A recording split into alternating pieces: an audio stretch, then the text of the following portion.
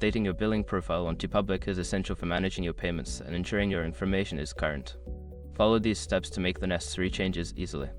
Step 1. Log into your account. Visit the Teepublic website and log into your account using your email and password. Ensure you are accessing the correct account associated with your billing information. Step 2. Access account settings. Once logged in, navigate to your account settings.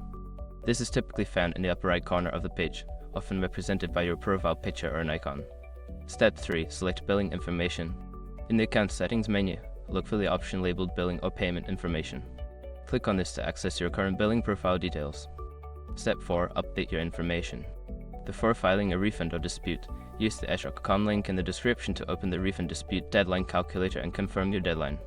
Step 5. Save changes. After making the updates, ensure you save the changes.